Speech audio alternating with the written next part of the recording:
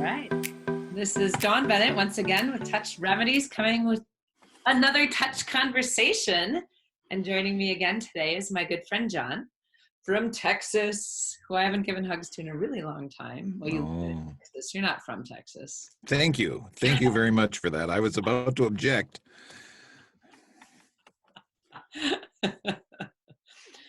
But what we're talking about today is a conversation that I've not had with any of my guests so far, but one that's really vitally important. We talk about it. I talk about it a little bit in the book, and it's about feelings of jealousy or envy or being left out, either watching other people have physical contact when you're feeling excluded, or how do you do some self-nurture and self-care when you're not getting the touch that you need. Right. So, John, tell me a little bit about how the experience is for you when you're feeling that jealousy or that envy when you're not getting the touch that you need, but you're observing it in others. You know, it's a difficult place to be because I try to do a lot of self-work. Right. And the thing is, the triggering incident was actually something that I knew was coming and had predicted, and yet at the time I was like, God dang it. I don't know. Do you want to hear the particulars of that, or do you want to just particulars that people can understand where you're coming from, right? What was it that triggered you, perhaps, and what's that going on internally? Together. There's a person I've known for some time in the local Ohm community, if people know what that is, and she sent me a text. Oh, correction. The previous weekend in my men's group, there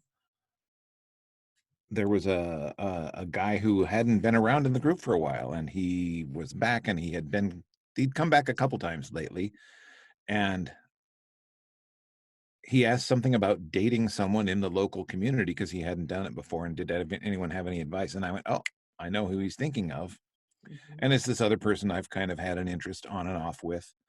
And a few days went by, and I said to myself, these two are going to get together. There's just no two ways about it. So if I want to do anything with this woman, I better ask right away. And somewhere in there, she sent me a text and said, oh, I sure miss seeing you around.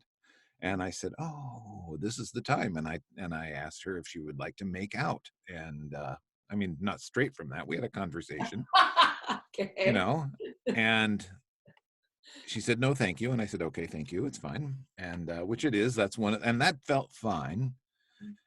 And then I told her that I had made up this whole story about how she was going to be, probably connecting with this fellow and they're like two peas in a pod. They really are a very good match, in my opinion.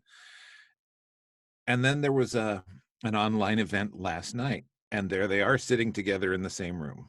And I was like, yep, I was right. I pegged it. And I got no satisfaction from being right, which is rare. And there was, she was kind of leaning into him a little bit. And I was just like, wow, this is really bothering me a bit for some reason. And it really shouldn't, because she's never been she's never been all that interested in me. Mm-hmm. I've asked a few times on and off, and we have ohmed a number of times. And we've been on a few dates and done some kissing, and that's about it. And it's fine. And she lives a long way away, and I wasn't too worried about, missing out on this relationship per se. But I thought, boy, it'd be nice. And it's been a pandemic, there's this isolation, and I don't see people. And yet there it is. And so I've been trying to kind of work my way through it and say, okay, why is this bothering me? And partly it's simply envy of look what they have. They're both people I love. They're both people that really deserve great relationships in their lives. And where's mine? That's so petty. And so that's where I'm coming from, is worrying about where's mine. And my work lately during pandemic has been to say, okay, I don't need a relationship. I don't need to be I don't need to get external validation. That's been a big thing that I've been really proud of how things have been working for me. I have another lover who, ex-lover who I left right before the pandemic hit, because I was not getting the attention that I wanted from her, and she had lots of other interests, and I said, okay, I'm giving myself a lot of anxiety. I'm going to walk away from all this and do what I've read in some of my books and take a 6-month hiatus from dating and sex. And we reconnected a couple of weeks ago, and the day afterwards, for the week afterwards, I didn't feel that desperate longing to get attention from her and to be with her that I used to feel. And I felt so happy and proud about that, oh, good, this is not tearing me apart like it used to. And that's still going on. She came over and we had a date the following week. And it's been a week or more since I've seen her or really talked to her, and it's still not bothering me, which is great. And it's strange that I expressed this interest in this other person, and it did bother me some. It's getting better as time goes by. So the real question at this point is, what do I do to get the how did you phrase it, the touch that I need, and basically dealing with coping strategies. And it's really difficult. I'm seeing some friends tonight for an online event, but we're broadcasting out, so there's a few of us meeting at a house, so there'll probably be some hugging, which will be nice, and some time spent with masks on, probably socially distanced, and that's probably going to be about it, unless I reconnect with this previous lover at some point. But I have no established relationship with her, so it's impossible to say when I'll see her again, really, except maybe as friends, and contacting via text or something. But knowing you, it's not about the sex itself, right? It's about a level of connection. It's about a level of person meeting person, right?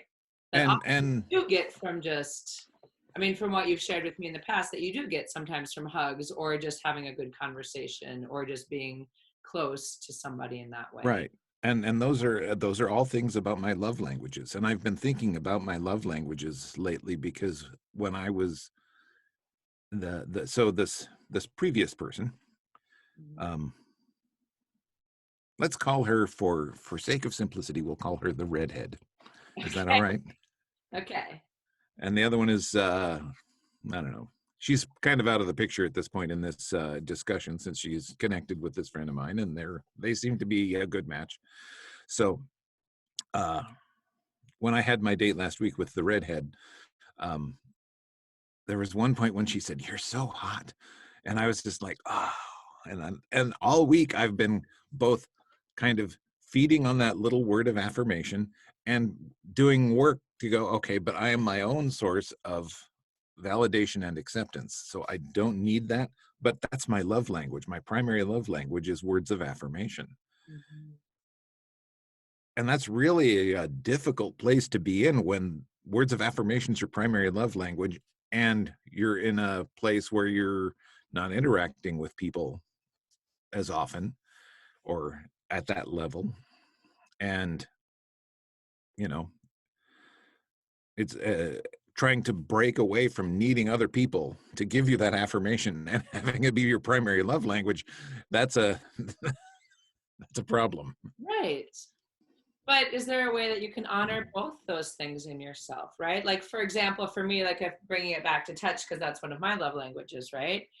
Like, there's ways that I can do self hugs, that I can just sit with myself, be present with myself, like feel the sensation of, like I did yoga this morning in the wet grass, right? So feeling the grass and allowing that to nurture my need for touch and my need for sensation, right? Kind of as an act of self-love. but also honoring the fact that sometimes I need another human, right? I need that hug. I need that hand on the shoulder, right? So Hmm. I don't know if necessarily it has to be, if, one or the other, right? It can be a both and, right? That you understand that you can get those words of affirmation. You can get that love language from others, and it's just a support for the self-love you already give with your own affirmations. I like that. I like that a lot. I actually had a moment of noticing that. I had a Facebook memory come up today of where I was in Bavaria 2 years ago, and it showed this picture of me and the person I traveled with, and Neuschwanstein behind us. And I looked at the picture and I was like, wow, I look really good in that picture. And I thought about, that's kind of cool. I was looking good. Mhm. And so your idea is really a good one. It's funny. My other primary love language is quality time. And so I suppose really both of those seem like those would be partnered uh, things, but maybe there's a way to think about that where it's quality time with me. And if I am my own source of validation and acceptance, then that may be a way to work that. Yeah. So I think that's what we're all looking for, right? In some way, is that balance of, we're humans, right? We're mammals. We need to connect to be part of the herd, to feel accepted and belong, right? But so Indeed. often we do that by going outside of ourselves. So being able Hmm. to get both, being able to validate ourselves with our own self-love and our own understanding of where that jealousy or that envy or that need, that desire comes from for touch or affirmation or quality time or whatever it is for us. Gifts. Gifts, yes. But also be, Thank you, John. That was delicious. it's good. As You're it awesome. You're awesome, John Kerr. You are awesome. I Oh, know this thank you. about you. So are you. I know. Thank you. Thank you. I'm going to stop the video now. All right. So thanks everybody for watching, and feel free to leave comments or suggestions or share your own stories about what you're experiencing. Because I think it's helpful for all of us to know that we're all going through the same things or similar things, right? Yeah. All right. Have a lovely day.